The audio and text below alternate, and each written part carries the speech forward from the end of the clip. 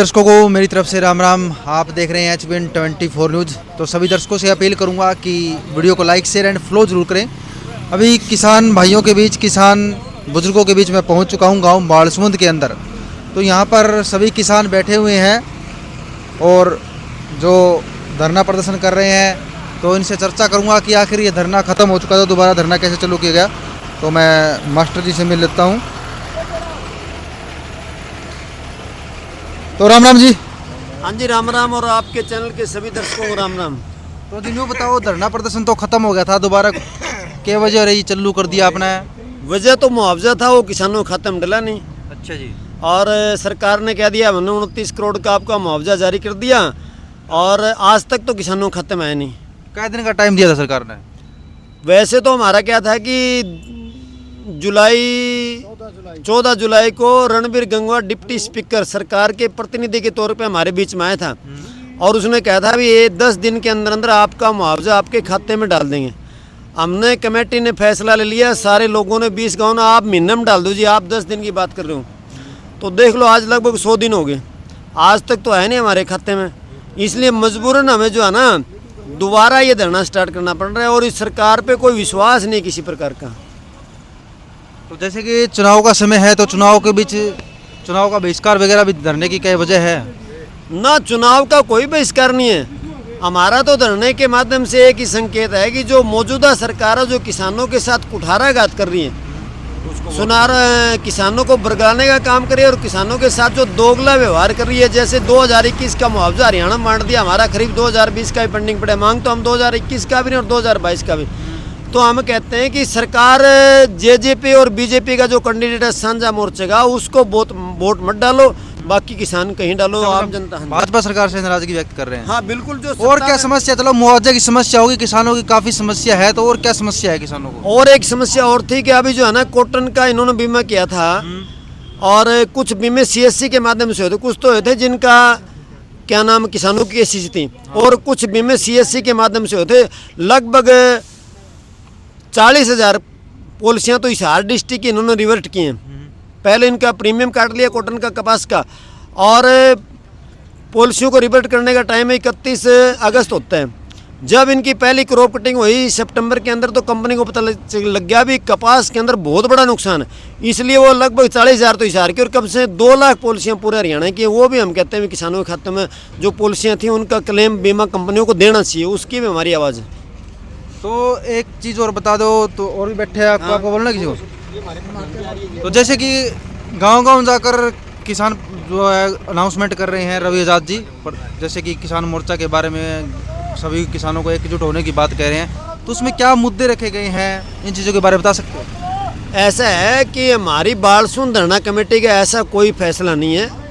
एक तो संयुक्त किसान मोर्चे का फैसला है, वो भी 27, 28, 29 को 3 दिन गांव-गांव में जाएंगे। और ये रवि आज़ाद है, इनका भारतीय किसान यूनियन जो है ना टिकैत का, इनका कोई व्यक्तिगत कोई मतलब जो है ना ये फैसला है, हमारा इसमें कोई संबंध नहीं है। वो तो ठीक है किसानों का। ये बोल रहे हैं। हाँ जी, बताओ। सबसे पहले आप अपना परिचय दीजिए। मेरा नाम सुरेंद्र आर्य जी, और जो संयुक्त किसान संघर्ष समिति बालसमुंद तहसील है, जिसके तत्वाधान में ये धरना चल रहा है, और 65 दिन पहले भी चला था, उसका मैं प्रधान हूँ जी यहाँ का। तो जैसे 2 समस्या तो उन्होंने बता दी, बीमों को लेकर, मुआवजे को लेकर, और क्या समस्या है? जैसे काफ़ी हम गांव में जाते हैं, काफ़ी किसान कहते हैं DAP नहीं आती, खाद नहीं आती, काफ़ी कहते हैं बीज खराब आ रहे, क्या समस्या है? देखो, किसान का तो जीवन संघर्ष का जीवन है।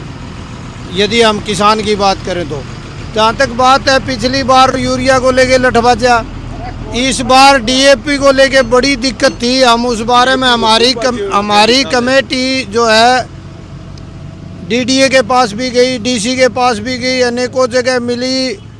तो उस दबाव में अब थोड़ी बहुत काम चलाऊ सी आई। अब भी मैं ये नहीं कह सकता कि पर्याप्त आई है DAP, लेकिन कुछ काम चलाऊ सी आई है इतने प्रयास के बाद।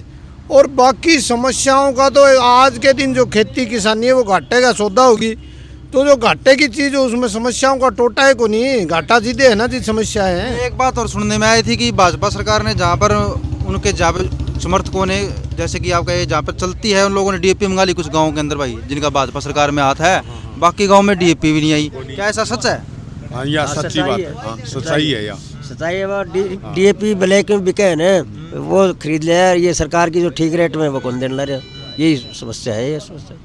और पानी को लेकर भी काफी किसान समस्या कर रहे हैं। पानी की क्या समस्या पानी यो गाँव वाला जो वो है ना वो आने ला रहा है, सही पानी तो कौन आने, सिंचाई वाले तो गंदा पानी चल रहा है, गंदा पानी चल रहा है। वो वाटर सप्लाई में तो पीने का काम ही कौन, वो पीने की समस्या है, यो पानी चल रहा है, काला पानी ड्रेन को पानी गिरे ना, गंदा पानी गिरा गंदा जी। पानी गिरे। गंदा पानी तो जैसे कपास का क्या हाल चाल है? अभी कपास की कपास खराब हो रही है। कपास खराब है, कपास खराब। जो 30 मन होया करती है एकड़ में, वो 8-7 मन में रह रही है। हमें मुख्यमंत्री जी से मिले थे मंगलवार को, हमारी पूरा डेलीगेशन गया था, कमेटी की मीटिंग थी सीएम के साथ, बहुत लंबी विस्तार पूर्वक चर्चा हुई। जब मैंने उनको बताया था कि जी 2020 का मुआवजा हमारा अटका पड़ा है, 2021 का अटका पड़ा है, जिसके बारे में सरकार से बातचीत चल रही है। 20 का मुआवजा हमारा डीआरओ के खाते में आ रहा है, अब सुनने में आया कि कल एसडीएम के खाते में डाल दिया है। और 22 की स्थिति ये है, मैंने उस दिन सीएम साहब को बता दिया था कि 22 में हमारे इलाके में गुआर मूंग तो दिया, बस सारा ख़त्म, 100% नुकसान। और नरमा में जो है नहीं, किसी किले में 50 है, किसी में 60 है, किसी में 70 है, नरमा में भी बहुत बड़ा खराबा है। तो हमारे इलाके में तो एक तो हम टेल के आदमी हो गए, बारिश की भी टेल, हमारे तो गुआर मूंग तो सोखे में सूख गए, बरसात नहीं हुई।